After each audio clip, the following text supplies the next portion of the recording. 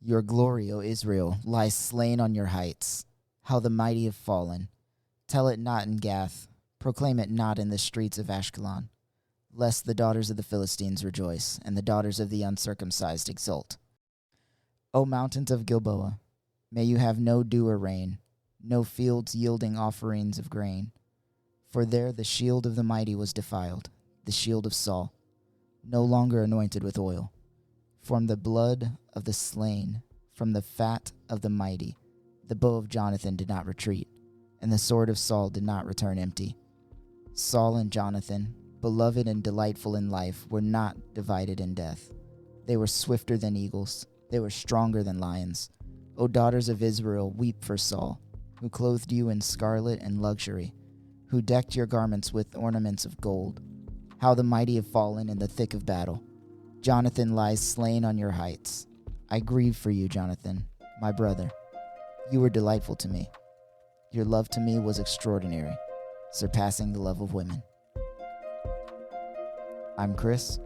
And I'm Tim. And this is a Deconstruction series. Welcome to the Always More podcast, where we believe there is always more room at the table for honest questions, meaningful conversations, and deeper understanding. Today we're continuing our Deconstruction series. If you haven't listened to our last 3 episodes, you probably should. Just maybe. Also, maybe a little bit further back than that. Yeah. Actually, if you just want to go back, start from episode 1, listen to all of them, and then come back to this moment, that would probably be a good idea. Though, to be fair, episode 1 does talk about toxic masculinity. So it actually really does apply to this episode. It matches. It does. Yeah. Yeah. We just say that just because, as we shared in our first episode, one of the greatest influences of deconstruction was listening to other people's stories. When we listen and seek to understand, we often disarm ourselves and genuinely search for the truth of the matter. And might I add, ironically, considering last week's episode, when listening out of order, you might hear some things that are out of context. Yeah. So take a second, listen to at least the first few episodes of the Deconstruction series, which are titled so you can find them easily. Yeah. And we'll come back to this episode. And then trigger warning for today's episode, just because I don't think we've done a trigger warning, and we probably should have on Deconstruction. Yeah. It can be a very triggering topic. But this one in particular is going to be a little triggering for a lot of people, so we want to let you guys know up front on today's Deconstruction journey, we are going to be talking about 2 very heavily debated topics for deconstruction, and that is the LGBTQIA plus community as well as purity culture. So we will be mentioning sex as well as abuse, controversial topics. So if you have small children, just prepare them for the real world. I'm just kidding. No, but seriously, this can be a little triggering. We'll try to keep it light as possible on these topics, but it can be triggering, so just be ready for it. And also, it's a serious thing too, because it's affected people. It's been serious to many people, and I think this is one of the and we'll kind of talk about race and American nationalism in a few episodes later, but this is one of those episodes that has been an easy tool, an easy weapon for the church to use against a group of people. Oh, for sure. And so it's going to get a little serious. It's going to get a tad bit serious. But let's dive in. I think we'll start with some statistics. All right, let's do it. All right, so according to Jocelyn Garcia at NPR, quote, Jacqueline? Jacqueline. How do you know? Based on the spelling. Okay. Quote, support for same-sex marriage in the U.S. has reached an all-time high of 70%, according to a poll released by Gallup on Tuesday. I'll put this in the show notes. Love those Gallup polls. The percentage, the highest since the organization began recording this trend in 1996, makes a 10% increase since 2015, the same year the U.S. Supreme Court ruled all states must recognize same-sex marriages. The rise in support stems largely from a majority of Republicans who, for the first time, approve of same-sex marriage at 55%, according to Gallup, end quote. So this is, it's a big deal. Because obviously Democrats have, What? No, I was. Oh, is it celebrating? Yeah.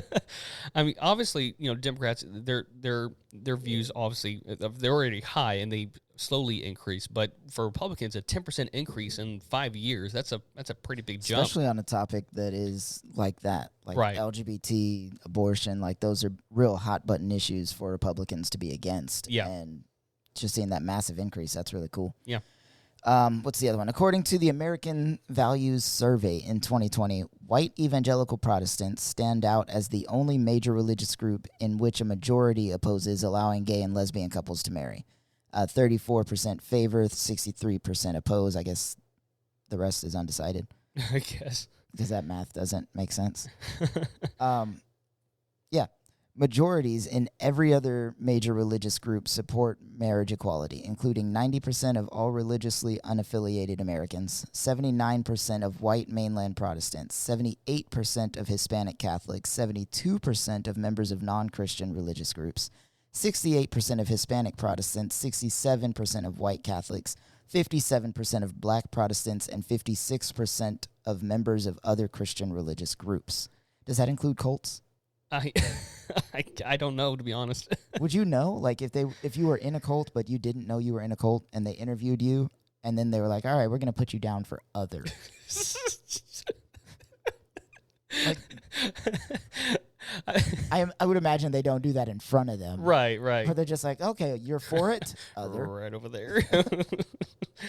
But that stat is pretty remarkable to look at, just considering the favor between white evangelical Protestants and then everybody else. Like literally everybody else. Literally everybody else. That's insane. All right, and lastly, a report from the UCLA School of Law, quote, nearly half, 47% of LGBT adults in the U.S. are religious, in quotes. Which is great, I guess. Well, I think it just shines a light on the stereotype that if you're gay or if you're in the LGBT community, that you are on the other side of the spectrum. Yeah. Like you're here to destroy churches and burn villages to the ground. You're an atheist or do everything evil all the time. And it's not that simple. It's not that clean. And it's just, it might look different from your religion or how you practice the faith, but there's still, like we mentioned in the past few episodes, there's some level of faith from people who are deconstructing and people who are on this side of the spectrum. So, yeah. All right. So same as all the previous episodes, let's go ahead and establish some ground rules. Which I guess really aren't rules. No, but not today. A basis really for understanding. How about that? We'll start with that. I think we should probably start by defining a few things because I don't think all of our listeners know most of the terms. No, and I'll be completely 100% honest with you. I knew most, but not all. Just going into this series. Absolutely. And I'll take the not the shame, but I'll take the, what's the word I'm looking for? Not the guilt, ownership over that. Just not knowing ahead of time. But so let's talk about LGBTQIA plus, and let's talk about these different definitions, these different terms that you may not know because I didn't know. So like CRT, many like to criticize the platform or people supporting the subject without actually knowing anything about it. Yeah. I most definitely have in the past. According to Outright Action International, here are some definitions to the terms that are in the LGBTQIA umbrella. Thank you. First one up, lesbian is a woman who is sexually and or emotionally attracted to other women. Next, gay, a man who is sexually and or emotionally attracted to other men. Chris? The next one for the LGB, the B in LGBTQ, is bisexual. Someone who is sexually and or emotionally attracted to more than one gender. Then you have transgender, which is used to describe any person who has a gender identity that is different from the gender that they were assigned at birth. Then you have queer. Queer is often used as an overlapping term to describe anyone who is not straight and not cisgender. Cisgender people are people whose gender identity and expression match the sex they were assigned at birth. And queer used to be a slur, but they are taking it back. Yeah. So it's be careful how you use it. Right. But you will hear a lot of LGBTQ people using that to describe themselves and others around them. Yeah. All right, so the I is for intersex. This term refers to people who naturally have biological traits such as hormonal levels of genitalia that do not match what is typically identified as male or female. We'll actually talk more about this later. Asexual is often refers to as an ace. This is an umbrella term used for individuals who do not experience or experience at low levels of sexual desire. This identity can include those who are interested in having romantic relationships and those who are not. People of different sexual orientations and gender identities can be asexual. All right. Next up on the list was pansexual. Often referred to as pan, this is a term used to describe a person who is sexually, romantically, and or emotionally attracted to people regardless of their sex or gender identity. Then you have demisexual, which often refers to as demi. This is a term used to describe someone who can only experience sexual attraction after an emotional bond has been formed. This bond does not have to be romantic in nature. And that is, you'll obviously see a lot of overlap in some of these terms here between demi and pan and bi or whatever you want to say. Non-binary refers to people whose gender identity falls outside of the gender binary. So either male man, female woman, and was coined as a descriptive term used to describe experiences that fall out of the binary gender model which undergirds much of society. So they, them, that's typically what people think of initially when they see the non-binary label. Right. Which I'm, kind of reading over this and just studying and researching for this episode. I'm kind of actually, I don't know if I would classify myself, but I just really like non-binary. I like that concept. I really, because we'll talk about gender roles in a few minutes, but it just, to me, it's like, what's the point of, I don't know. We there's been so much harm in the gender roles and what we've done with those, and so I really respect people who identify as non-binary. Yeah. So before we continue on, I can hear, as I was writing this out, if you've listened thus far in the series, I can imagine some might feel like we're pushing an agenda, like. We can imagine at this point in the series, some might be thinking they're just speaking leftist talking points. Again, the whole point of this series, and I'm going to, again, I think you said this last time, but we're just going to keep repeating this because we want to make sure our intentions are clear here, is we're not trying to convince anyone of any of what we say. Half the time, we're still discovering it on our, for ourselves. But secondly, we know that it doesn't work. Trying to convince people over the internet usually doesn't work. I mean, most of the time, whether it's on Facebook, whether it's on a podcast, whether it's on TikTok, it doesn't matter. Trying to convince someone of something on the internet just doesn't work. And so that's not our goal here. Our goal is to allow people to see the why behind our stances, to connect with those who how we were. They were intrigued, looking for answers for their questions. And so you'll hear a story later in the show that will kind of connect with people who have gone through similar journeys. So if it feels like we're just speaking out about leftist or liberal stances, it kind of just so happens that a lot of our deconstruction has landed us on this side of the political spectrum. But which in retrospect and zooming out to like a global viewpoint is probably just like centrist, but it is what it is. True. Also though, one other thing, obviously, we are not specifically set as hardcore members of the LGBTQIA plus community. Right. And I don't want us to come off as like the white man talking about black women's struggles. Yeah, absolutely. This is merely to add our voice to the chorus. There are plenty of other creators out there who actually are LGBTQ themselves, and you can follow them, learn about their stories, learn way more from them than you could from us. Yeah. We will be adding them to our resources. Absolutely. The notes for sure. Yeah. But we just wanted to kind of show our perspective on the issues that this community faces. Yeah. No, that's a great point. We have a very limited perspective on this, and we acknowledge that, and we know that. This is not our story. This is things that we have seen, things we've observed, and things that we want to make clear that we stand by and stand for. Yeah. But we're by no means we don't want to take that role. That was a great point, Chris. Thank you. And I also wanted to address possible thoughts I've heard from pastors and Christians like myself in the past. this whole series, especially the episode on the church, is not us being unforgiving and having ill will or bitterness towards others in our past. Mostly. This is about, again, helping those who have gone through similar journeys to feel heard. That's where we're coming from. If you come at this, especially if you listen to the second episode, you can come at this and go, oh, he was talking about this person. He was just holding on to this. Like, no, homie, I kind of forgave that person a while ago because it was consuming me. It's not worth holding on to the anger and the bitterness against these individual people. Yeah. But it is worth standing up for the people that are currently being hurt by these situations. Yeah, absolutely. Which brings me to my last point. I will not tolerate hate for the LGBTQIA plus community. Absolutely. Don't come into our comments and start bashing these human beings who just want nothing more than to live in love. Like, these are people. They're not talking points. Right.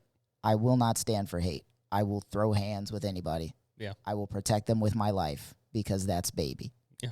I don't know if you've seen that guy on TikTok. It's like animated characters that I would protect with my life because that's baby. For me, LGBTQ community, that's baby. Yeah. Yeah. No, we look, we're all for healthy conversations and even, arguments or having differences. But when it comes to talking ill about other people, sharing hate, sharing discrimination, we're not for it. We will automatically delete those comments. I don't care who it's from. Yeah. So yeah, guys, that's our first little part of this episode. And when we come back, we're gonna dive into purity culture and the LGBTQIA community. So we'll be right back. Whoop.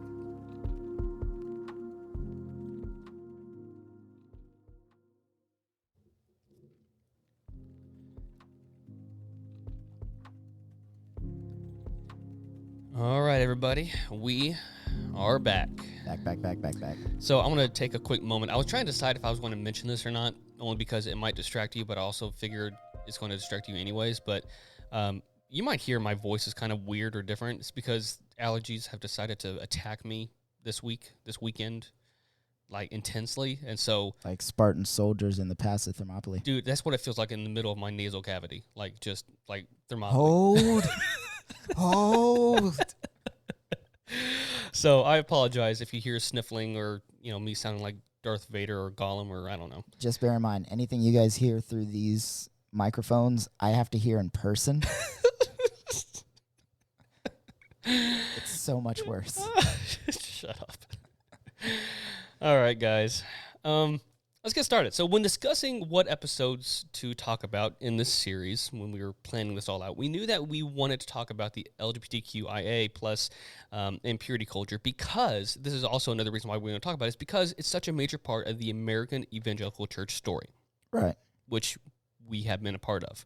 Yes. So I, Tim, personally have taught traditional beliefs about the topic, and there are personally many things I regret not only being a part of, but have been responsible for teaching. And, I don't like that. I don't like that about my past. Again, starting this episode off in the correct way requires an apology from both of us, I think. Yeah.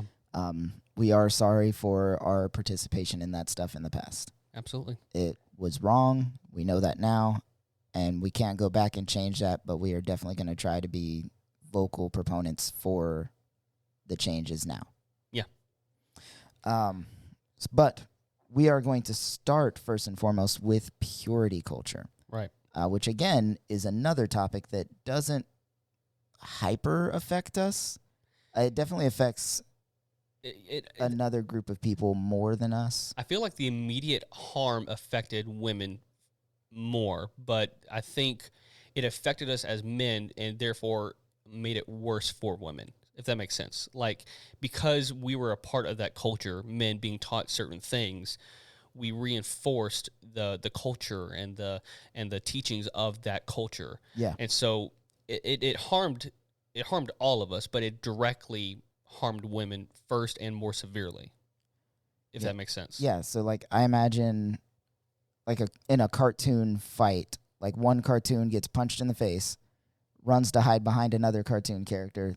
That cartoon character gets hit and then falls on top of the first cartoon character. Yeah. Like that's kind of in my head how it goes. Like we got hit, but not quite as hard. But when we went down, we also hurt Right. women as well. Yeah. So that can be definitely problematic. Yeah. So we're going to start purity culture. One of the truly and troubling motifs to arise from modern white evangelical Christianity in the 90s and 2000s is purity culture. As broadly an understanding that in order to be a decent Christian, to save American culture, and to have good marriages, one must be taught early in life to save themselves from sexual immorality of all kinds and to remain pure before God. It's a way for it was a way for men to learn how to become powerful husbands and women to become submissive wives. That's what it boils down to. It's patriarchy in a nutshell. It is absolutely patriarchy in a nutshell. Yeah. Like we talked about before, I remember them splitting up the boys and girls, and the boys would go into a room and we would talk about how sexual urges were okay. We just had to hold off for now. Yeah. And women were taught sexual urges are dirty and filthy and they need to repress everything until the second they get married, and then just be able to do anything and everything that their husbands want. Yeah. In hindsight, guys, or just some background information, Chris and I had talked to our wives about possibly being on this episode, because obviously we're just two dudes who, again, haven't experienced everything about purity culture. And we were talking to them, just kind of expressing what we might be talking about. And when we started talking about that in particular, about what we were taught as men, they didn't hear any of that. Yeah, they were very upset. They were like, wait, you were told what? It was like none of it was similar. Like they were told, hold your urges, hold everything back, protect men. Mm-hmm. And that was their mission. That was their agenda. Completely opposite from us. Yeah. And so that's a lot of the reason why this culture, to me, it's more than just one instance. It's more than just, this happened only a few times at summer camp. No, this was a culture that infiltrated the 90s and 2000s American white evangelical church. Yep. It was all around. Yeah. There was a book that came out. I didn't actually read it, but I remember hearing all about it and being taught things from it. And that was Joshua Harris's I Kiss Dating Goodbye. So my mom got me this book, and I skimmed it. And I remember thinking to myself, well, this doesn't seem like a good thing. It wasn't even theologically on point. It was just so off. Yeah. And I don't even know how to explain it. It was just a lot of the things about courting and how to properly date. Well, courting is dating. I don't care what it's just a different way to date. Yeah. I don't care what you believe on that. They're the same thing. It's just weird dating. Yeah. So here's some things that we know that we're kind of taught. So for this first part, to the men, we were taught to be tough and aggressive. That was one of the things. As men, you need to be physically aggressive. If you don't have a favorite football team, you're not a man. Right. Yeah. If God forbid, if you like soccer, another thing that we're taught was that our sexual drive was normal and good to have, but we have to keep it in check until marriage. If we did so, our sex lives in marriage would be the best. The best. Is that how you read it? Because that's how I wrote it. I was like, let me not say it like that. Yeah. And so our value came from protecting women through violent means if necessary. That's the number one thing that men, in their heads, are like, all right, I'm ready to kill for my wife. Right. Bro, you won't even, put the seat down. But you're ready to murder? Why is that the jump? Why is that it? I think of that episode from The Office when Andy and Dwight are fighting over Angela, and Andy pins Dwight into the hedge, and he's like, "Come on, fight me!" He goes, "Why? I don't even need to fight you." And he's like, "I'm going to protect Angela." Dwight's like, "I'm going to protect Angela," and Andy's like, "From what, dude?" And Dwight goes, "Bears. Bears, when's the last time you've seen a bear? Last year, you idiot." It's just, guys, I mean, I'm not saying that it's never going to happen where you need to protect your family, but it was so overkill. The overstating of you're going to have to physically protect your wife from whoever, the enemy, liberals, I don't know. That's why, if you pick any men's retreat, just find an evangelical men's retreat. Oh, yeah. I promise you, there's either a gun, an axe, or a bow and arrow. Or a Spartan helmet. a wrongly depicted Spartan helmet. Yeah. And they're all being used for something that could go horribly, horribly wrong. Let's practice axe throwing, and then we'll shoot bows at the axe once it hits the tree. Here, put this apple on top of your Spartan helmet. Let's see if we Yeah. can hit it with the bow.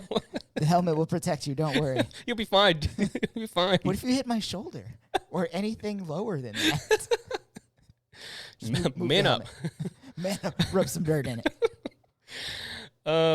Another thing that we were taught or everyone was taught, was the culture of abstinence. Yay. Purity culture. And obviously the horrible side effects of all this was only teaching abstinence. And like, Yeah. you can have your belief about abstinence, that's fine, you do you. I don't think it's healthy, and I don't think it's right, but I think if you're going to teach that, then at least teach the other things too. Yeah. Sexual education definitely needs to be moved out of that purity culture mindset, Yeah. because teaching abstinence only, if it worked, would be great. Right. But statistically, it just does not work. Exactly. Yeah. During the whole purity culture push, I know teen pregnancy, STDs, all of that like shot through the roof Mhm. because contraceptives were not made available. People weren't told anything about it. They were like, hey, don't have sex. Why not? Because it's a sin against God. They didn't tell them like any real consequences or like what could happen. They didn't teach them how to avoid like crazy situations where that could happen. Yeah. It was a problem. Yeah. I'm getting ahead of myself because we're going to talk about side effects of purity culture in a moment. But with what you're saying, a lot of what I read and research was that a lot of people who taught abstinence-only education, they actually downplayed the teaching of using contraception and condoms and downplaying like these different things to put a greater fear on pregnancy and on the fear of, impurity. And so, which again would lead to more pregnancies and more abortions. Right. You can see, guys, and I can I might find the graph and show it to you. But if you look up presidents throughout like the past 50 years, and you look at the abortion rates within each administration, you will notice that abortions are a lot lower whenever there is a blue president versus when there is a red president. That's Democrat versus Republican, just in case you're Yeah. confused. Yeah. There's a reason for that, because policy and this stuff matters. Mm-hmm. The education of these things matter. Yep. We live in Texas, so this whole abortion ban thing is very fresh in our minds. Yeah. Moving on. Another thing that was taught was about clothing. Essentially, this was mostly only for women. I mean, I can't really remember being taught that anything that we wore would be tempting for women. I mean, other than, like, don't wear Speedos, but, I mean, who wears Speedos? That was just to make them comfortable. Yeah. It's like, please don't wear a Speedo. Like, you can do whatever you want within the bounds of the rules, but please don't. Yeah. No, and when we told this to our wives, if I remember correctly, it was this. Like, and they're like, oh, you guys were never taught about clothing? And it's like, no, they never mentioned clothing to us.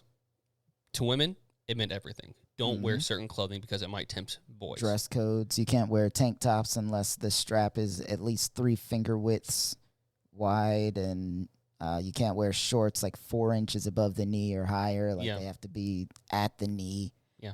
If you have a 2-piece bathing suit, you've got to wear a big T-shirt over it, which is insanely dumb. Yeah. I think I said this last episode, but just to reiterate, women, you are not responsible for other men's lust. You're not responsible. Am I saying that right? Yeah. You are not responsible. Women are not responsible for what other men think about how they dress. Not their problem, not their priority, they have no belonging in that realm whatsoever. I used to hear a lot of times, well, if you don't want to be treated like a piece of meat, don't dress like one, and blah, blah, blah. Like, that's super offensive to say. It is.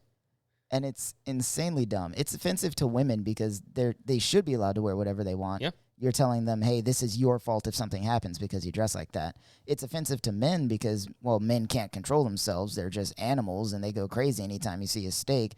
Like, literally nobody in that statement is not being offended. Yeah. Yeah. And so, obviously, when it comes to purity culture, women's expectations were higher the men. Obviously, like we just mentioned, they had to wear different clothings, and they basically had to perform and act a different way before marriage, and then a completely opposite way. Oh yeah. Post marriage. No, they're expected to know everything, to do everything, to be open to anything and everything that their husbands want to do. And these girls are taught as young children, like they're taught, don't even think about sex, don't talk about it, don't ask questions, nothing. Just know that it'll be good one day. Like, that's and then pretty they're much it. thrown into these marriages where, if they both waited, neither one of them knows what's going on. Right. They've never had that experience. And you're also telling them, hey, don't watch porn, don't read smut books, don't go to these college courses where they teach you these kinds of things. Like, you expect them to have all of the knowledge with none of the teaching. Yeah. And then on top of that, you have, with these, especially Christian marriages from the purity culture, is you have women who have been repressed from all these different things, but men who have been hyper masculine, hyper fed to be aggressive, to be the dominant force in this. And so no wonder marriages have suffered, and no wonder we're kind of the state where we're at when it comes to marriages within the church. No, if you, I keep recommending this because to me it's so good. But if you listen to, this is just one example, but if you listen to The Rise and Fall of Mars Hill, you will hear like the language that was used for this kind of stuff. Because obviously not all this stuff was said exactly how we're saying it, but again, because of the culture, the things that were kind of insinuated and things that were kind of respected or shunned help circulate that culture and help build that up and to enforce those beliefs. And so. One of the things we always say in my house is impact is always greater than intent. Ooh, that's good. You can mean something one way, like, hey, I just want you to be protected from the crazy world of premarital sex. But if you're saying it in a way that it's like, don't wear this, don't wear that, don't do this, don't do that, don't look at this, don't look at that, never talk about this, you're causing a lot more harm than you're meaning. Yeah. And the caused harm is always more impactful than your intent. Right. So. Yep. Chris, let's talk about side effects. Yeah. So one of the side effects of purity culture being such a huge prominent thing in the world is that there was no scientific or proper sexual education. Right.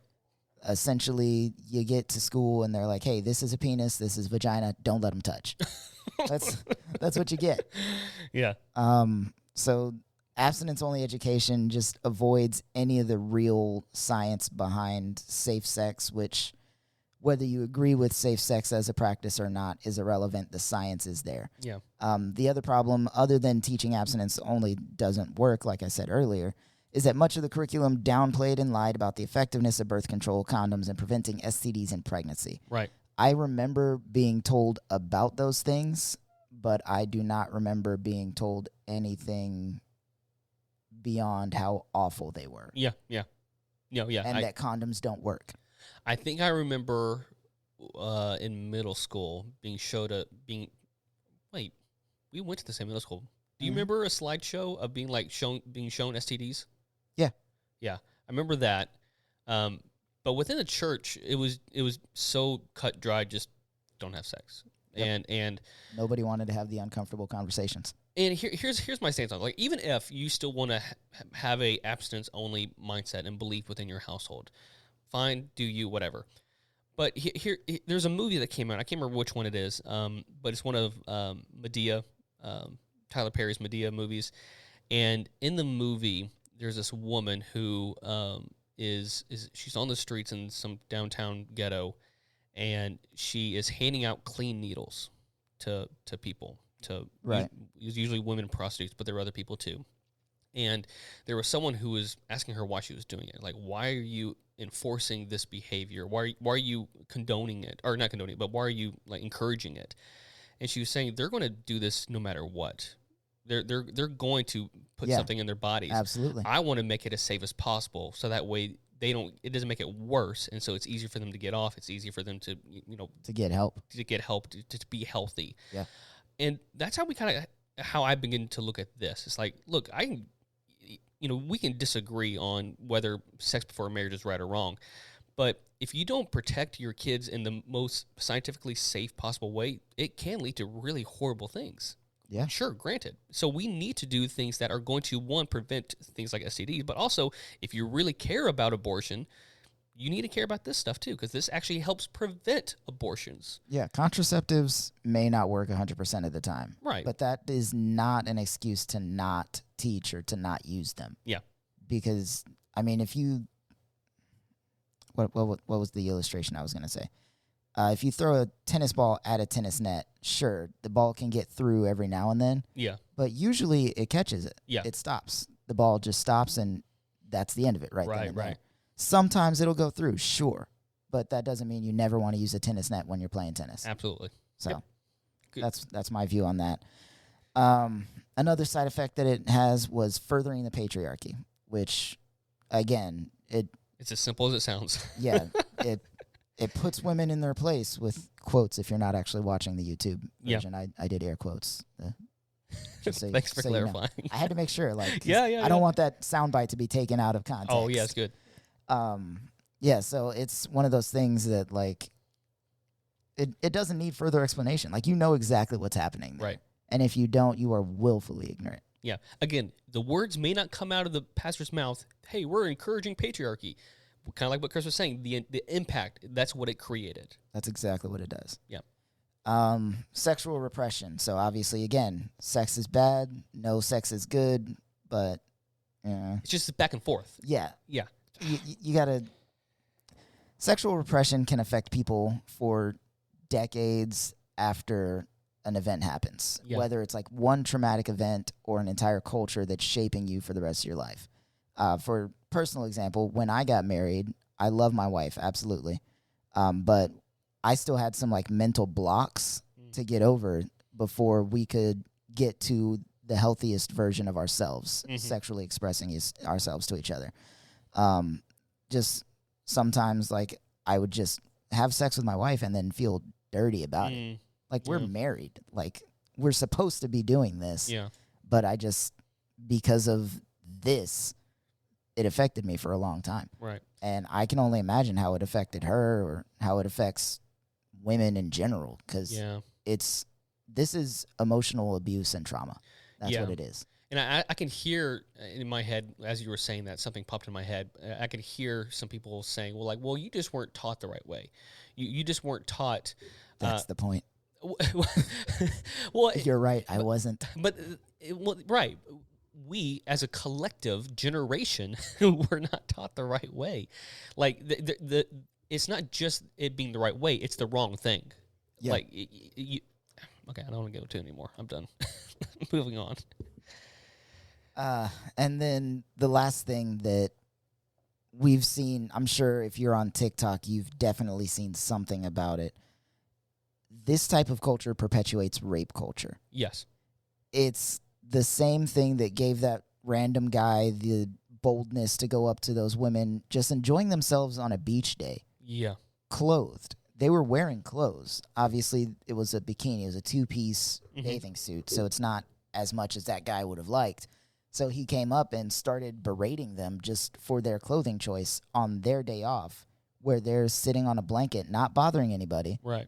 And he said he felt the boldness of the Holy Spirit. Let me tell you, that is not the Holy Spirit. That is his own lust taking action in his body, and he doesn't know what to do with it, so he goes and tells them how to live their lives. That perpetuates rape culture, though, because it says, oh, you're wearing this, so you wanted this attention. Yeah. You're doing this to yourself. You brought this upon yourself. Ugh.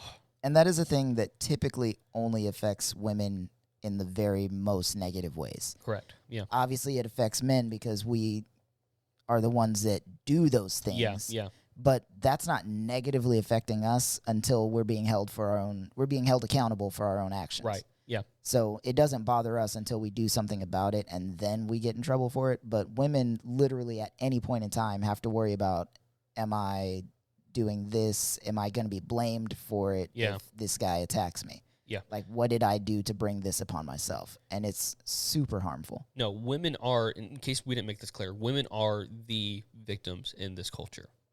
They just are. 100%. Look, you can put out exceptions. You can put out little bits and stories of whatever.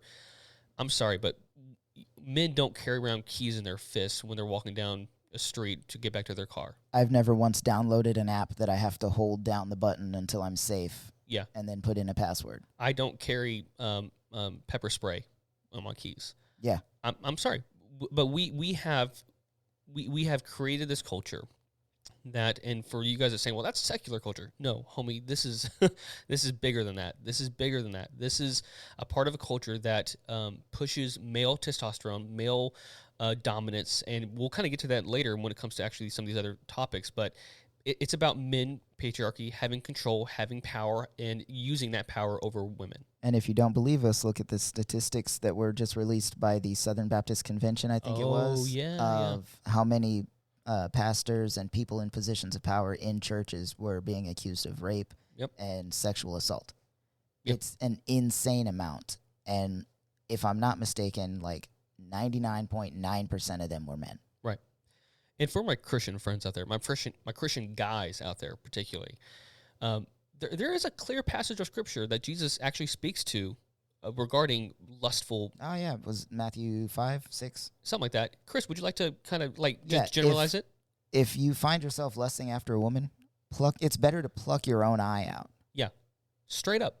Guys, it is our responsibility to not just it's not your business. Yeah. It's not your business. That's my favorite, so one of the things I used to do when I was a youth minister is I would do the hood rat version of the Bible, which is basically just like how I imagine this would go down if it happened today.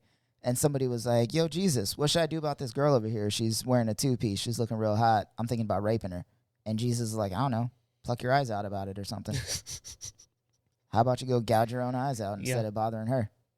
Yeah, but I mean, it doesn't matter what she's doing. Go poke your eyes out and leave her alone. Right. If it's really bothering you that much, go away. Yeah. They have every right. You don't like it? Leave. I don't like how that turns around on you, huh? So regarding purity culture, we want to just emphasize that in order for it to really pay attention to this, we have to listen to people. Because like Chris and I, we're just guys. And a lot of these things we didn't know about until years later. Yeah. Things that we didn't realize, oh, you were taught this, or why did you feel this way? Like even with our wives, like why does this in your mind when it comes to sex or comes to whatever? This doesn't come from our personal experience, most of it anyways. It comes from listening to people who have been marginalized, who have not been heard, who have not had a voice, who have been just dismissed, and whose to be completely honest, whose testimonies have been shrugged because they're like, they're just women, or because they're not telling the truth, they're exaggerating. Yeah. No, that's bullshit. I'm sorry, but guys, this is especially for us guys who this is our opportunity to be, if you're a Christian and you love Jesus, this is our opportunity to listen and to love our neighbor, to listen to those who have not had a voice concerning purity culture. Right. It has affected an entire generation. It really has. Right. And even if you don't agree with all of our more what you would consider leftist parts of the spectrum about these things, there is a generation of women who are hurting from these things. Not all of them are vocal about it because they still feel repressed, because they still feel too afraid to speak out about it. Yeah. One of the things that you guys noticed, like Tim said earlier, we asked our wives to be on this episode with us, and neither of them are. It's not because they're camera shy or anything like that. It's because they are still processing these traumas. Yeah. They're like, we'll probably do an episode further down the line after we've talked to them and they've been able to get some of their thoughts out. Yeah, if they want to. If they want to. But they said, and we asked them weeks ago, and it wasn't enough time. Right. This is a hard topic to talk about, and it still affects them to this day. So make sure you're listening to the people that are telling these stories. Yeah. At the bare minimum. Bare minimum. Bare minimum. Just listen. It's so vital for us to listen. Let's move on. Purity culture, we spent about half an hour about it, and if we're going to get through this episode, I think we need to move on. We'll do it. But also feel free to comment and ask us questions, tell us your stories, because, again, we want to listen. So we're going to talk about the LGBTQIA plus community. We're going to talk about a few of our thoughts, and I felt passionate enough to address it biblically a little bit because just my background and because, I don't know, I feel like people want to fight me. Please do. But I like to start this conversation around a famous viral video from Ben Shapiro, where he argues with a college student about transgenderism, and where he asked her, why can't you identify as 60 years old? So all credit to Ryan Beard. I found his assessment on Tickety Talk, and I really liked it, so I'm going to summarize it here, but all credit goes to Ryan Beard, which is an awesome name, by the way. I love it. And side note, before I continue, I'm not bringing this up to argue with Ben Shapiro. Obviously, he's not listening. I bring it up because these are the words that I've used before. Like, his arguments is the words I've used before. So it's just, that's why. So in this video, he basically kind of goes on to talk about, someone was asking about transgenderism and why can't we just, call people the way they want to be called. And Ben says that thing like, well, why can't you identify as 60 if you're 27 or whatever? And so the first issue in this whole debate is the misunderstanding with the terms sex and gender. According to the dictionary, sex is a division of a species differentiated by reproductive functions. Gender, on the other hand, is differentiated by social and cultural roles and behaviors. Gender is a societal construct. Yes. In other words, gender is a social construct around sex. When someone tells you to, quote, be a man, that usually implies sociological meanings such as don't cry, wear blue, be a provider, don't wear a dress. Those are the social things around, quote, be a man, right? Like that's what they're meaning by that. So if you're wearing something other than blue or masculine color, they're telling you to be a man. Yeah, they're not telling you to grow a penis. Correct. Now, and here's something to remember. As we learned in the last week's episode, all of these are dependent on the time and location of a culture and have no real, here's where the right love to try to get a gotcha moment, there's no scientific basis on it. Right. We talked about the color pink and how it used to be a masculine color until like the 1940s. A lot of things changed in the 40s. Man. Bad things. Bad things in the 40s. So you can't change your sex because it's based on their biology. In the same way, you can't change your age. But it's very common to say to like an unruly teenager, quote, you're acting like a teenager. Or you might say to an older man, you're pretty spry for your old age. Or one I know that Chris and I have heard a lot in our late teens and early 20s from church leaders is, oh, you have a lot of wisdom of someone who's like much older. Like you remember hearing stuff like that, right? All the time. And these all came from an understanding that obviously we're not 50 years old, but we acted 50 years old. We looked, and even with me particularly. I didn't act or look 50. I have the wisdom of a 50-year-old, right. Sure, but I also had all of the desires of somebody on the Jackass team. I wanted to ride a shopping cart downhill into a pile of melons. I don't know. And to further this point, I had gray hair. And so people assumed. It's like 7th grade. People assumed that I was a lot older. Now, obviously, we don't have, all the time, guys. I would there's one time Chris and I went to a bar, and they were like, hey, man. And we were like 19. It was a restaurant. It wasn't a bar, but we were like 19 or something like that. And they asked us, do we want a drink? And we were like, we could get away with it, but we won't. Tim could. I still look 12. So all these examples of putting societal roles or stereotypes are let me start that over. All of these are examples of putting societal roles or stereotypes around age. And while we don't have two separate words to define someone's actual age versus their social construct of age, we still use them in everyday speech. Does that make sense? Does all that make sense? Like it does to me, yeah. So while your age can't change or your biological sex can't change, that doesn't mean that we don't define each other already by differences between those things. Right. By telling someone be a man, we are putting that understanding of societal roles on someone. Yeah. So you're actually behaving in it. Let's move on. Yeah. So let's bring this back to the gender thing, though. So hypothetically, you want to contain gender norms based on biological sex. Yeah. So just hypothetically speaking, if you want to keep that mindset. So we'll say people often say that there's still only two biological sexes, male, which is XY chromosome, and female, which is XX chromosomes. But even that is not quite the whole picture because there are crazy variations, such as Yeah. XXY, X by itself. In fact, there's a group of people in the Dominican Republic known as Guevadoces? Guevadoches. Doses? I mean, it's 12, right? I think so. Where they are born with female genitals, but at puberty grow male parts. For those of you who have heard the story and still go, yeah, but they have XY chromosomes. They're supposed to be males. That's kind of the point. Physical genitals don't determine gender, or in cases like the Guevadoches, even sex. Yeah. This is wild, man. Like, because this is where a lot of the right will hinge their argument on. It's like, Yeah. you have a penis, therefore you are a guy, you are a dude, you are a male. And it's like, well, I mean, I saw a TikTok where this scientist was breaking down gender, and I think he said there are, at the very minimum, 27 genders. yeah. Because you can be born XY, XX, Mhm. or X by itself, or XXY, or XXX, or you can be born XY and the Y is broken. Yeah, You can be born XY and then later on develop estrogen-producing hormones that way overproduce estrogen, Right. which changes your physicality. You can be born XX and produce too much testosterone. Your hormones can be out of whack. And then on top of all of that, there's chemicals in your brain that are more male and more Right. female chemicals.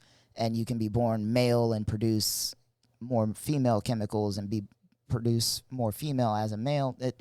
All kinds of craziness. Like bare minimum, just by the math and the numbers of you can be born this way with these variants Right. and this way with these variants.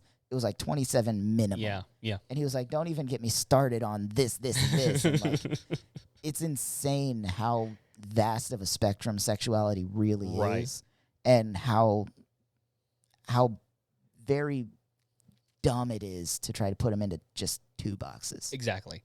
Guys, these two boxes come from a very simple understanding. The same way we talked about with the Bible, it comes from ancient understandings of these things.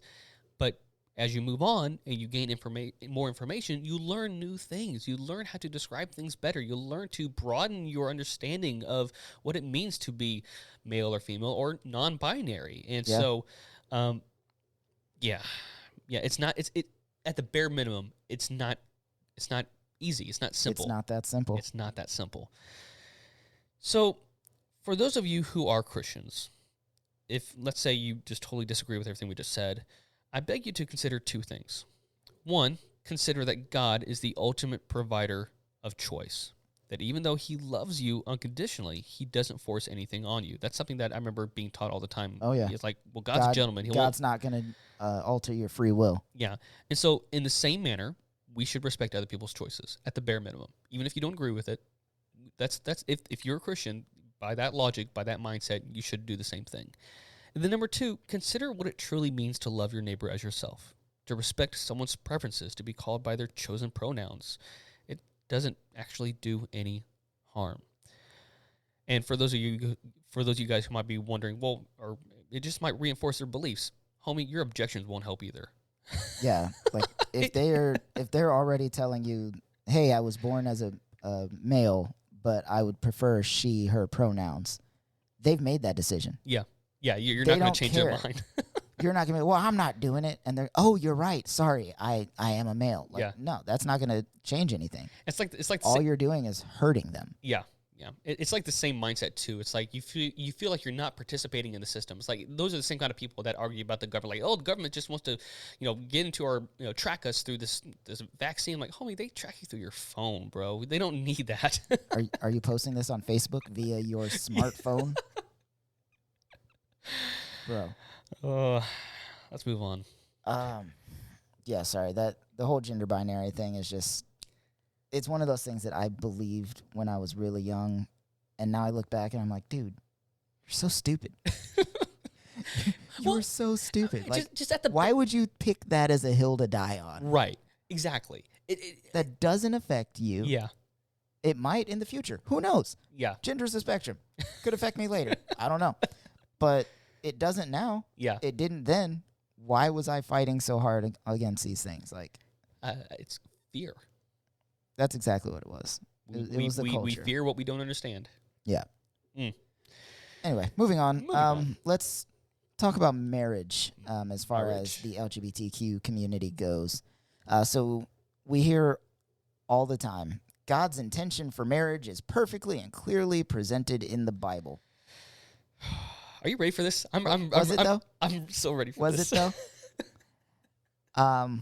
Let's go ahead and look at some of these marriages that were in the Bible. Biblical marriages, guys.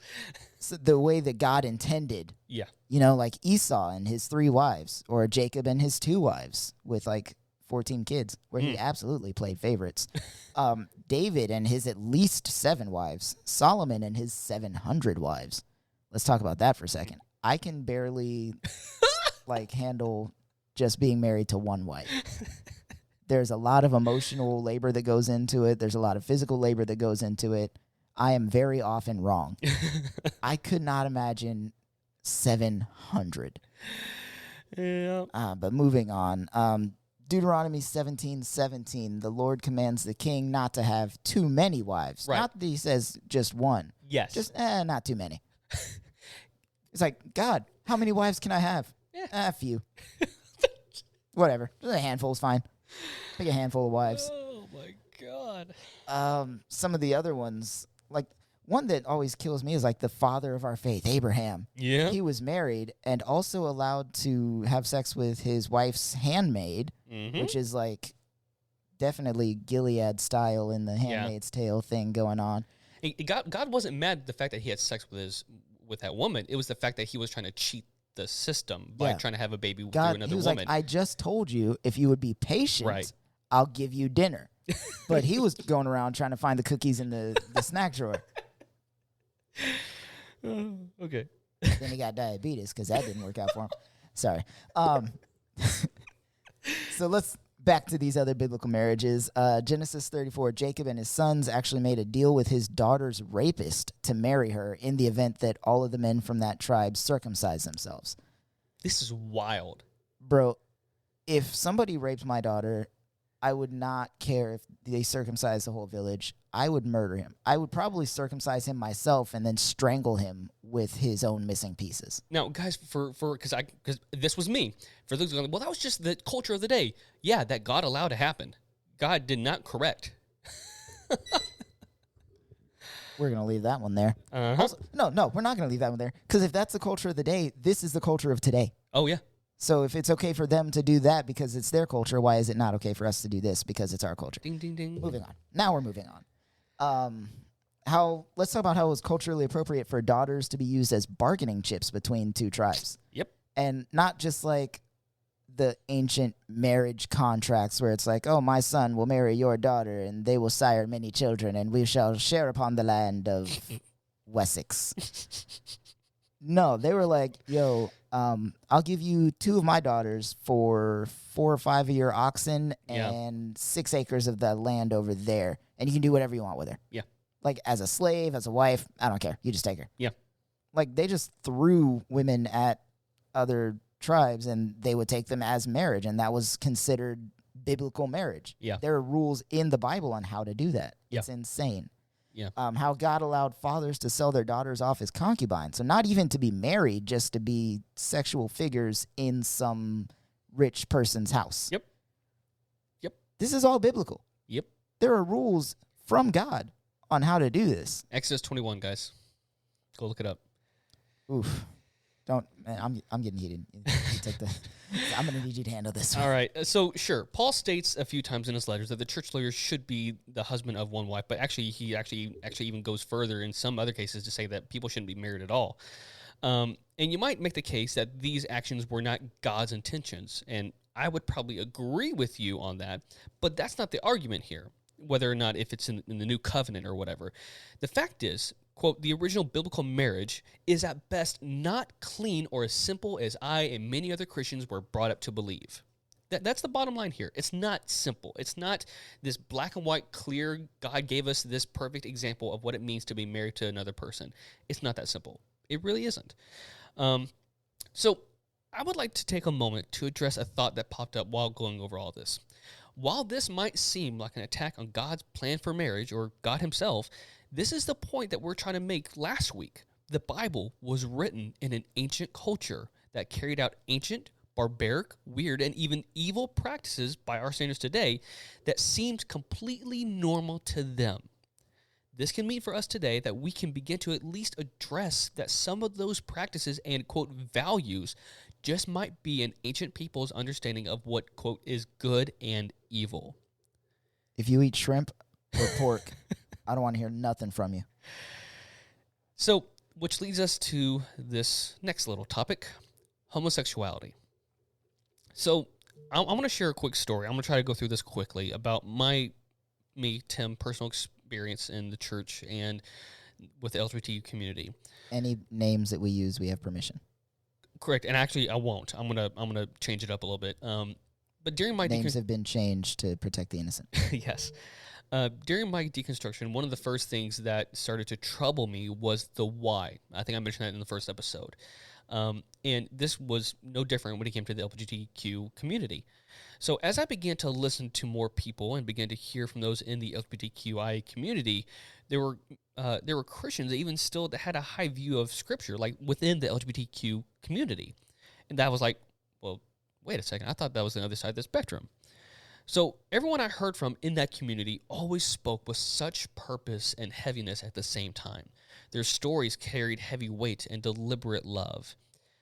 So there are some thoughts that I had while working at the church that, while I was still trying to figure this out, I knew that even if I considered it sin, that I knew that we weren't handling it the right way.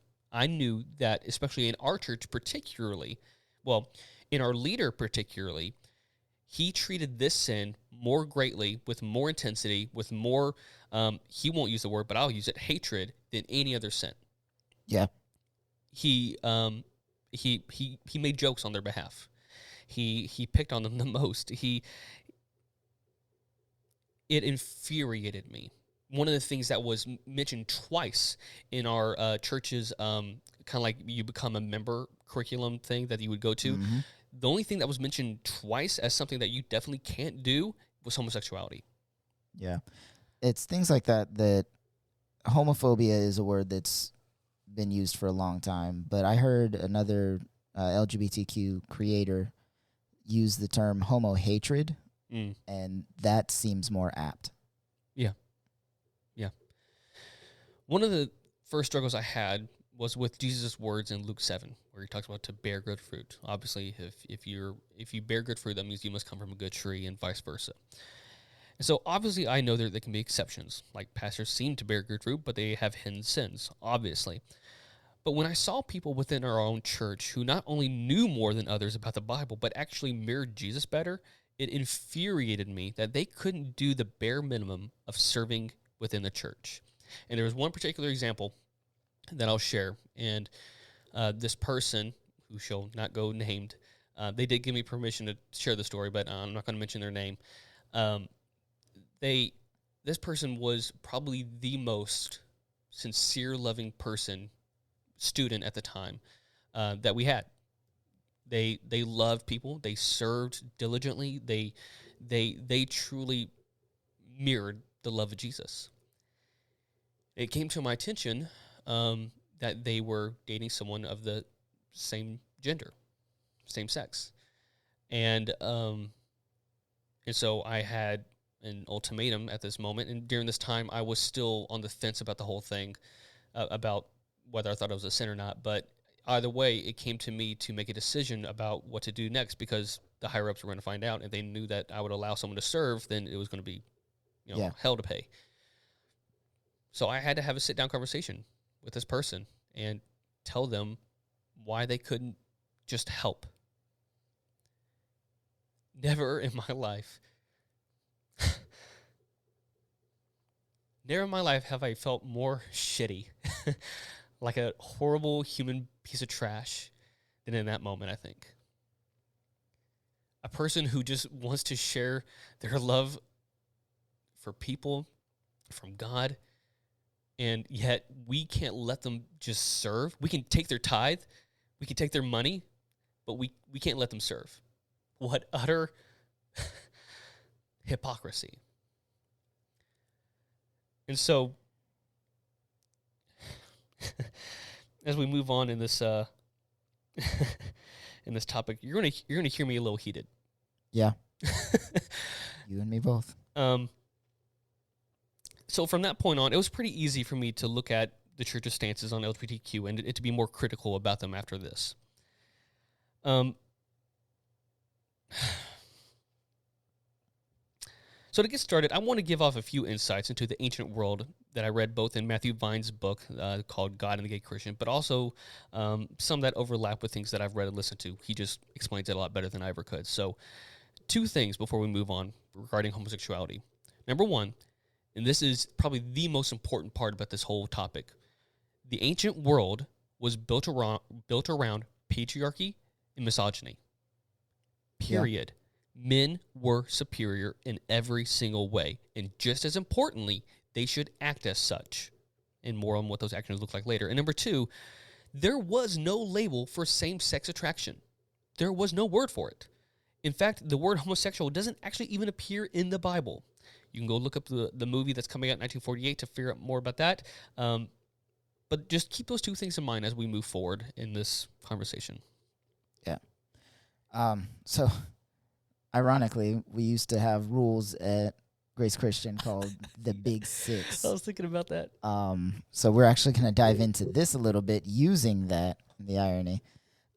We got a lot of these points, like Tim said, from the book by Matthew Vine's God and the Gay Christian, which we highly recommend for all biblical inerrantists out there. But these are the passages that we and so many other Christian leaders have used to defend the church's view on homosexuality. Yeah. Keep this in mind, during the actual time and writing of the Bible, which was over the course of thousands of years, men were viewed as superior to women in every way. Tim just mentioned that. So we're going to definitely dive into this a little bit. This was definitely true in the Jewish culture and the Greco-Roman culture, which would influence the New Testament Jews as well. Yeah. This is important to remember as we move on. Again, it's very important that you remember this because this is the backdrop of everything. Yeah. This is where everything comes from. Yeah. All right, so Genesis 19, 4 through 11, talking about Sodom. You guys know the story of Sodom and Gomorrah. Point 1, did you know that after this story, Sodom is mentioned 8 times in the New Testament, and not 1 time is it referring to same-sex relationships? Doesn't even come up. Not at all. Yep. It doesn't say it's sinful or good. It just doesn't talk about it. Yep. To speed things up, the sin of Sodom was not actually homosexuality. It is mostly attributed to how they treated foreigners and newcomers. In other words, their lack of hospitality. Also, their immense wealth distribution problems. Yeah. Because the rich were way too rich and the poor were way too poor. Sound familiar? Oh. Here's a quote from Matthew Vines regarding this. So Jeremiah declared that the adultery, idolatry, and the power abuses of false prophets rendered them all like Sodom, which you can see in Jeremiah 23:14, which says, Jeremiah 23:14, after Jerusalem's fall to Babylonia, the writer of Lamentations said that the punishment of my people is greater than that of Sodom. 4:6, Amos and Zephaniah also invoke Sodom to describe God's judgment on those who oppress the poor or exhibit prideful and mocking behaviors. Amos 4:1 through 11 and Zephaniah 2:8 through 11. So there's a lot of biblical references to Sodom and Gomorrah, or specifically Sodom. Not many of them reference the homosexuality aspect that everybody likes to talk about, though. Nope. Okay, so I'm going to put these next 2 together, Leviticus 18:22 and 20:13. And it's, you shall not lie with a male as with a woman. It is an abomination. If a man has sexual relations with a man as one does with a woman, both of them have done what is detestable. They are to be put to death. Their blood will be on their own heads. Side note, there was a death penalty for males who engage in same-sex relations, but not women. The death penalty was for male-on-male action, but nothing about women-on-women action. Yeah. I wonder why. Again. Patriarchy. First note, this is also in the same area of Scripture that forbids eating of shellfish, having sex with your wife during her menstrual period, and death penalties to children who disobey their parents. So, again, I beg to ask the obvious question, why do we choose some of these to follow over others? Because the others are too inconvenient. But if you've been a Christian for any time, and this is about the time that you'll pull out that's all the Old Testament. That's not that's the Old Covenant. So let's talk about that. Let's talk about the New Covenant. Let's talk about things about how highly these things were viewed or respected. In Acts 15, the early church decided that Gentile Christians were not bound to follow the law of the Old Testament, which with 4 exceptions. This is found in Acts 15:29. Abstain from food sacrificed to idols, blood meat of strangled animals, and from sexual immorality. Hold on. With 4 exceptions: food sacrificed to idols, blood, meat of strangled animals, and from sexual immorality. However, that was a generic term, the sexual immorality. It's not specific. But even some of those were changed. In 1 Corinthians 8 and 10, Paul reverses this decision and states that there is no food unclean for Christians, including food sacrificed to idols. And also keep in mind, this is the perfect example of rather God changing his mind about something, which implies that other things can change too, or that men can change the meaning of what is sinful. It has to be one or the other. There's no other option. In Hebrews 8, the author says about God, quote, "By calling this covenant new, he has made the first one obsolete, and what is obsolete and outdated will soon disappear," end quote. And as Matthew Vines says, quote, "This doesn't sound like an endorsement of the law's ongoing authority, does it?" See, that's what I've always said. God is the same yesterday, today, and forever. Yes, I agree with that 100%. But what he is the same in is being a God of covenant. Yeah. If he makes a promise, he's going to hold that promise. He's a promise keeper. That's exactly what it is. So these are the kind of debates and uncertainty the early leaders of the Christian church were having. There were very few "thus saith the Lord" moments where God tells these new Christians which laws are going to be gone or which ones they're going to keep. Many, if not most, were debated. There was no clear answer. So now, again, I hear a lot of my non-affirming Christians thinking of Jesus' words in Matthew 5 stating that he came to fulfill the law. To that point, I would agree. Jesus came to be the end all of the law with the fulfillment of the 2 greatest laws: love God and love others. And let's talk about the word abomination here in Leviticus. You want to know what other things were called an abomination in the Old Testament? Tell us, Tim. Sexual relations during a woman's menstrual period. Leviticus 18:19. Charging interest on loans. I still agree with that one. Ezekiel 18:13. Wait, loans? Yeah, loans. Okay. Eating pork or shellfish. Deuteronomy 14. All these things. Literally one of my favorite things to do is to eat shrimp and pork. Yeah. Like, those are my 2, or actually mussels and pork are my 2 favorite meals, but shrimp is definitely up there. It's an abomination, Chris. Abomination. Aww. As Matthew makes clear in the 5th chapter of his book, there are many things that seem extreme to us, such as the death penalty for disobeying your parents, because there was a different context to their culture that we just simply don't fully comprehend and, quite honestly, never will. Which brings us back to the main question at hand. Why did the law prohibit same-sex relations between men but not women here, particularly in this verse? This brings us to the patriarchal view of men at the time. Men were the superiors. They had the social standing, and with that came standards. As Matthew points out in Philo, is that how you say it? Philo? I truly don't know. He was a I think Philo, but I'm not positive. He was a Jewish leader and scholar and philosopher in the 1st century. In his commentary about this passage of Scripture, he directs his outrage, quote, "at the thought that males might suffer the affliction of being treated like women." Getting the picture here? Philo also called the passive male partner a, quote, man-woman who adulterates the precious coinage of his nature, end quote. And to the active partner, quote, a guide and teacher of those greatest of all evils, unmanliness and effeminacy, thank you, end quote. In other words, just in case you didn't get the picture here, guys, the sin was not between a monogamous, loving relation between two LGBTQ whoever people. That was not the sin here. The sin was in the modern, in the ancient day. Their understanding is that if you were a man, you had to be the superior, and to take on any kind of lesser role, which they viewed women as a lesser, that was an abomination. Yeah. So it's kind of like that whole well, if you're in a gay relationship, who's the girl? That's that mentality. Yeah. Oh, that's awful. Let's move on. Romans 1:26 through 27. Because of this, referring to idol worship, God gave them over to shameful lusts. Even their women exchanged natural sexual relations for unnatural ones. In the same way, the men also abandoned natural relations with women and were inflamed with lust for one another. This is actually one that when I initially started defending LGBTQ people instead of being anti-LGBTQ, which again, sorry, this is one of the verses that somebody very close to me kept using. Oh, yeah, because it's the New Testament. Yeah, as a weapon, basically. Right. What is the real issue here, though? Same-sex monogamous relationships, or is it lust?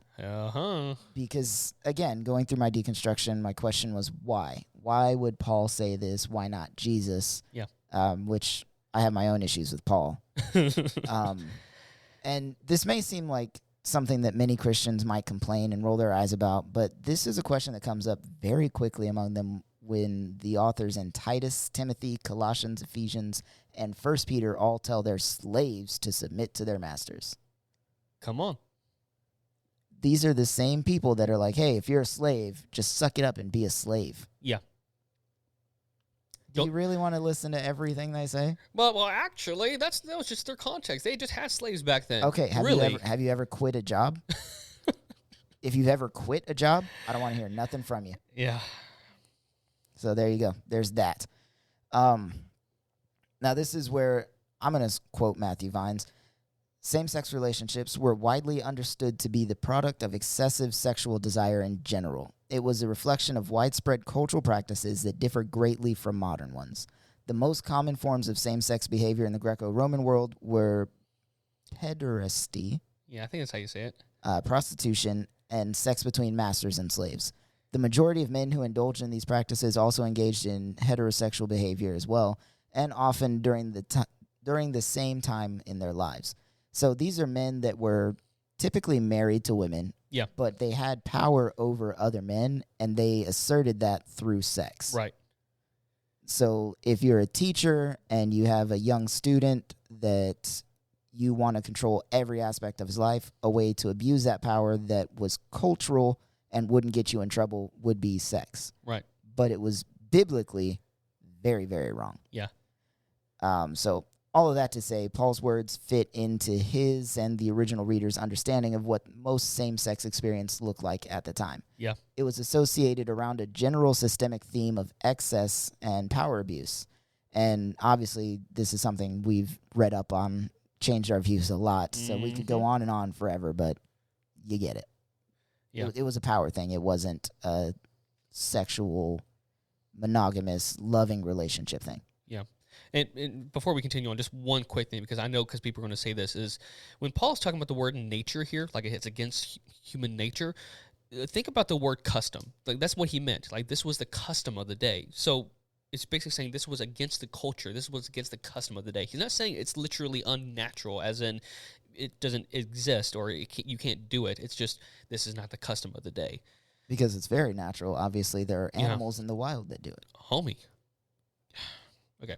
Continuing on. We'll try to speed through the rest of these. 1 Corinthians 6:9, be not deceived, neither fornicators, nor idolaters, I cannot speak today, nor adulterers, nor effeminate, nor abusers of themselves with mankind, nor thieves, nor covetous shall enter the kingdom of God. So I'll keep this one short. Effeminate is a Greek word meaning soft, and its moral implication is that men of the day shouldn't be soft or feminine because women were viewed as lesser than men. See how purity culture seeps into even this. Abusers of themselves with mankind comes from another Greek word. I'm not even trying to pronounce arsenic. Oh, I know this word. Arsenic. It's a Greek word. You can do it. Arsenic. Oh, I can't do it. You say it. I know you know it. Arsenicoitai. Yeah, which is a compound word that combines men and bed. This could be a reference to the male and male relationships, though Matthew points out this isn't always foolproof, as words often are combined, like the word understand. Like it's not literally meaning under and stand, but yeah, you get what I mean. But even if it does, again, mean that, the most common forms of same-sex behavior in the ancient world was pederasty, prostitution, and sex between slaves and masters. So the same logic applies to 1 Timothy, and so, yeah, we'll just keep going. Next up, last one. Matthew 19:1-2. So this is a passage where Jesus reads off Genesis and talks about the unification of man and woman. And the argument is there's a reminder that God's intention for marriage was between a man and a woman. But to be frank, that's downright kooky dukes. Just because he didn't mention other types of relationships doesn't mean he was rejecting homosexual ones, nor does it imply that that was the original design. By that logic, you should never consume anything that God didn't directly create or affirm. I mean, phones, technology, internet. Shouldn't be listening to this podcast for sure. Turn it off. No. Clothing. Well, no, clothing. God made clothing. Not directly. After sin. Yeah, he killed the lamb for Adam and Eve. Oh, that's true. Helped cover them. Clothing made out of plants, though. Can't wear that because Adam and Eve made those. Yeah. God made wool. It's true. So, there you go. So, we'll wrap this up by saying, for Christians with non-affirming beliefs, at the bare minimum, it's about choice. It's about choice and equality. What I remember growing up, I think I mentioned earlier, is things like God loves you, but he's a gentleman. He won't force anything on you. We need to have the same mindset when it comes to our brothers and sisters in the LGBTQIA community. Even if you don't affirm, which I hope you do, but even if you don't, it comes down to choice. We need to respect our neighbors. We need to respect their choices. We need to respect who they are. As long as it is not physically abusing other people, you can respect them. Yeah. You respect their choices. Because regardless of what Christians think, y'all are not being persecuted. No. We are not. Y'all don't know what persecution is if you think Christians are being persecuted nowadays. These people don't care what you do. If you want to be a Christian and be married to the opposite gender and have children, that's fine. Yeah. That's all on you. It's important that they have the same options. Right. To do what they want to do. As long as you're not hurting anybody else, do your own thing. Yeah. So we're going to end it there because we've talked for an hour and 4 minutes, according to my clock. We'll probably edit a little bit out. A little. It'll be pretty close. But guys, I'm going to say again what Chris said. We apologize, both of us, for being a part of and for teaching some of this really horrible, horrific, toxic, unhealthy rhetoric and culture. I'll speak for myself. It took a while getting here. And it took a while for me to recognize not just the theology behind all of it, but just to recognize the sheer human part about it all. Is that you have a community of people who have been marginalized, who have been hurt, who have been shunned, who have been forced to go into gay shock therapy. Is that what it's called? Conversion therapy. Conversion therapy. You talk about persecution. This is a community that has been through persecution. Still going through it. And at the bare minimum, we should be rooting for these people. We should be speaking up for these people. We should be opening up our arms. We should be embracing them because they're human. For God's sakes, they're just human. They're not your enemy. They're not against you. They're not even they. They are us. Yeah.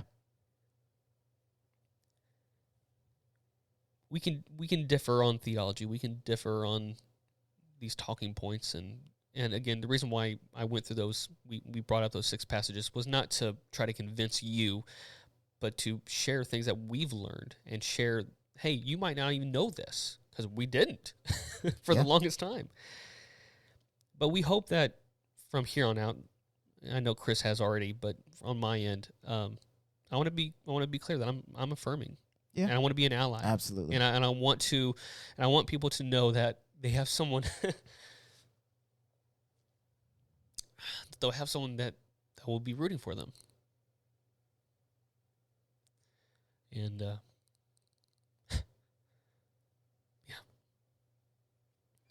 I do want to say one of the best examples I've ever seen of a romantic relationship, of the love of God just permeating through a relationship.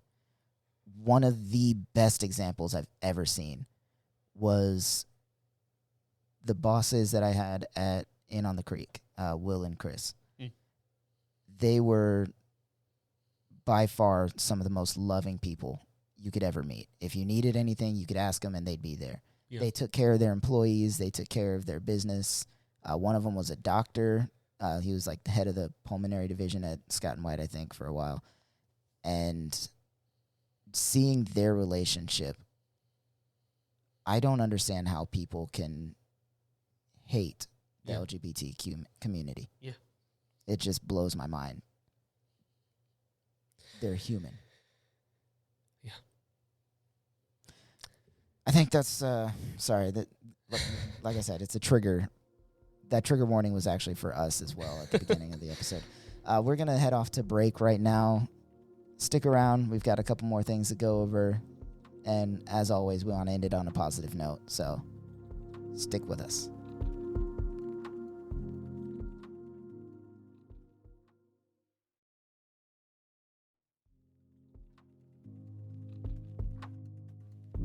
We're back, everybody. Thank you for hanging out with us. Yes, thank you for listening. Thank you, if you're still in this, thank you for sticking around and being a part of this discussion. And Chris, do you, whenever I was a kid, and again, I was always a little heated when it came to like wanting to have arguments and stuff. And so whenever me and my dad started to fight about something and argue, I say fight, we didn't physically fight. He was not abusive. But whenever we began to argue about something, if it really got intense, I would just start crying. Like, even if I was mad, even if I was just furious at him for something, if once we started arguing, I just started bawling. And that's how kind of, like, that's just this sobby, how my nose is right now and how my eyes are right now just kind of reminds me of all that. And just between that and the allergies. I'm just, getting punched. No, I used to do that too. Okay. Still kind of sometimes every now and then it'll triggers. I'm supposed to be mad at you. You're not supposed to see me cry. Yeah, That's not manly. It's like an emotional trigger, like in the back of your head from childhood. Yeah. Yep. All right. So, like we did last week, we wanted to share a story. Someone sent us one of their testimony and something that we want to share with you today. Again, we're going to cover up the name, which I don't think they actually put it in there, but we're just going to share it real quick. They said, "Hi guys, so I've been following your podcast from the beginning, but this Deconstruction series has definitely spoken to me. I grew up in the church pretty much since I was born. We left a church when I was a baby due to an issue with leadership, but we've been in a church pretty consistently since. My parents were very big on volunteering when they could, and I've gone through everything from church nursery to Sunday school to Awana. Do you know what that is? Yeah, it's kind of like a Bible. Oh, what do they call them? Bible camps? Not Bible camp. It's something religious. Vacation Bible school. Oh, okay. I think. To church camp up through when I graduated high school. Like you guys, I didn't have a bad church experience as a kid. It was more so when I started getting older and started noticing issues that came up through the church. One of the biggest issues I saw, I guess a more specific issue with people of the LGBTQIA community. There was an avid church goer that was gay, and they went to church with their family, and whenever they were at church, everyone in leadership was very welcoming and loving to their face. But whenever they were not there, whenever there was an issue that involved them, there was a sermon. Sorry, I misspoke. Whenever there was an issue that involved them, there was a sermon or message that ended up being centered upon being gay, being an awful thing, and how they were doomed to hell, and they were just overall bad people. And another experience was during, I believe, a discipleship class. There was a statement made by one of the head pastors that, quote, "the legalization of same-sex marriage was not about love. It was an attack on the Christian church," end quote. And having had a same-sex relationship previously, this was very disheartening and invalidating because I had been told the same thing by my parents. Thank you all so much for sharing your experiences, and I'm so sorry y'all went through these things. This really just helps to validate the feeling I had. Even when most people in the church community told me I was very veering off the path or steering away from God, I'm hearing from the things y'all testify on, and at one point I had a lot of the same thoughts and views. Keep what you're doing, guys. It really speaks to people. Man. Again, I shared this in a video the other day on our social. Another person apologizing who had nothing to do with our hurt and pain and yet this is the kind of love that we need to see more of. Yeah, absolutely. So thank you for sharing that. Thank you so much for giving us a little bit of your story, and we are sorry for any pain and hurt that you have experienced throughout the church and throughout Christianity. And we know that your story matters and that your experience matters, and so we validate you and we affirm you. All right. I think next we should, like I said, we always want to end on a positive note, so let's focus on some positives that we see. Yeah, because granted, a lot of this is heavy, but there are some positive trends that are coming now. Some really positive things. Yeah. First and foremost, more people are speaking out. Yes. Which is making the church either have to do better or crumble. Right. Well, there's actually an Instagram profile I follow called Do Church Better, and they actually share, they actually call out things that people experience within a church. Nice. And they like call people out and call churches out. Like, so no, you're going to be accountable for your words. Yeah. So that's awesome. Like, we need that. We need accountability. Actually, I told you recently that I think I sent you the TikTok actually. Grace Baldridge went to a Switchfoot concert. Oh yes, I love that. They wanted to like scream out gay rights and get the whole crowd chanting. Obviously, that didn't happen because it's a concert. Loud, yeah. But John Foreman actually responded to her. Yeah. And he was like, "Yo, we're absolutely affirming. Yeah, yeah. Like, we love you. We love your stories. We may not agree on everything. We may not have the same experiences, but we are here for you, and we definitely affirm." And that's really cool because that's like your favorite band. Yeah, I know. So it's good to know they're not as problematic as a lot of the other cultural anchors there. Right. So we've got a new generation coming up. Yeah. They're going to be the ones in charge eventually. And praise be. Almost overwhelmingly from my experience. And stats. And statistics, yeah. They are very affirming and supporting. Right. Like it. And if they're not, they just don't have an opinion on it. Yeah. It's not like they're super against it. Like, okay, cool, do you? Yeah. So that's really nice. Gender roles are becoming less mainstream practice. Mention the Pew Research. I want to mention the Pew Research. Yeah, this was from like was it Millennial Father episode, I think? I think so. Like 97% of fathers now do diaper changes as opposed to back in 82 where it was like 40%. It's crazy. They'd never done any diapers outside of that. Like, that's insane. Yeah. But like when it comes to purity culture and LGBTQ, those lines are kind of fading away. Right. Yeah. It's not such a hard, like, okay, as a man, you have to do this, you have to do that. As a woman, you have to do this, you have to do that. A lot of that stuff is now being called out and being washed in the blood of Jesus. Women are becoming more of a voice within the church. I love seeing like women pastors, or even non-binary pastors. Those are really cool to see too. You don't see a whole lot of them, but they're out there. Yeah, I know absolutely. like Jeff from the Chosen Family Church is a really cool one that I follow on TikTok. So it's really cool to see that pastors like Abby Smith seeing female leadership in churches. It's really cool. Yeah, absolutely. And then LGBTQ rights are being passed and respected, which, again, referencing the stat from the beginning, Republicans are now at 55% supporting those kinds of things, which is a huge jump from the last few years. Right, so that's really cool. Let's talk about resources, too. And, Chris, if you don't mind continuing this, because we got some things that we can share both in this. Yeah, so we have what we have listed in our show notes isn't all there is, obviously. We've got a lot of other resources. You can always reach out and call us and find out. This is not where we get all of our theology and understanding. This is just some highly recommended sources that we believe give a clearer look into how we got to where we are today. Yeah. Again, it's not everything. And even what this podcast, this series is, it's basically a summarizing down of a lot of what we learned. So obviously, it's not going to. There's books about these things. So some recommendations from me. Obviously, we shared a lot from this today, but God and the Gay Christian by Matthew Vines. Another book called Church 2 by Emily Joy Allison, which speaks on to the purity culture, especially concerning like the Me Too movement, and I highly recommend that. And then also the artist that Chris was just talking about, Similar, yeah. Yeah. You stole my reference. Sorry. That's fine. So similar. No, like I said just a second ago, though, Jeff from Chosen Family Church is a really good one to follow. I found a website that I really like for a specific church. It's St. Hugh of Lincoln Episcopal Church. And like right on their page, their homepage, God loves you, no exceptions. Yeah. And they have a section on their website that's what does the Bible say about homosexuality, same-sex attraction, and being transgender. And they basically break it down into easy to understand, digestible little scripture blurbs of what the Bible actually says, right, and a little breakdown of what that means.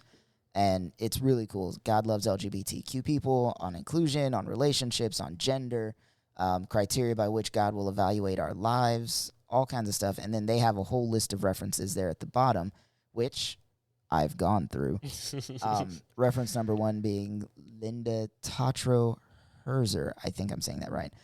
But it's kind of a similar in the vein as that book. It's called The Bible and the Transgender Experience, How Scripture Supports Gender Variance. Nice. So that's a pretty cool little breakdown read there as well. You can check all that stuff out, and I would recommend any one of the books here on this list.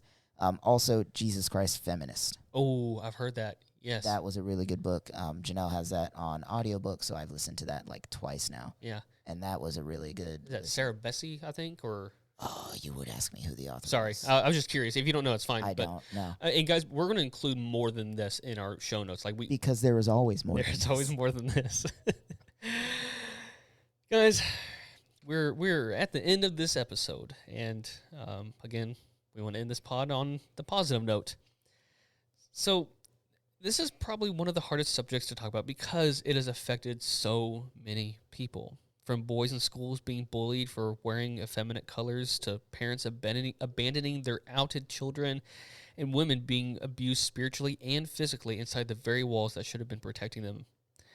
Like it or not, disagree with the how and the why, this is where people have been greatly impacted by the church and its Christians. While we believe the church does have many problems regarding its modern theology, we also believe one of the greatest sins of the modern church has been going far and beyond to protect its leaders and done very little to speak up for its victims. Yeah. There's no way we or anyone else could provide all the answers, and though we believe the church as a whole has failed its purpose, we can also see a hope found in a generation that seems to care and speak up for those who cannot speak for themselves. And so our hopes and prayers are in a new church and people who will care more about those without power and speak up for those who have no voice. That's what I got. That was beautiful. That's beautiful. Are you going to start writing some notes down, Chris? Eventually, yeah. Maybe at some point. No, but seriously, guys, we just, again, want to thank you for joining us on this deconstruction journey, because that's exactly what it is. It's a journey. Yep. It's not something that we have all the answers to. Right. We're just telling you guys where we are and where we see ourselves going, and we hope you can join us for the ride. Yeah. So, guys, we love you. Again, follow us, share, like, comment, all the fun things. Reach out to us. Share us your stories if you'd like. We'd love to hear them. And even if you don't want us to read them on the pod, please. You can tell us, hey, I want to share, but I don't want you to share this with anyone else. And I would That's always fine ask too. anyways, too. Yeah. We love to hear your stories, so we love to be in communication with you guys. Yeah. So, with that note, we love you guys, and we'll see y'all next time. Peace.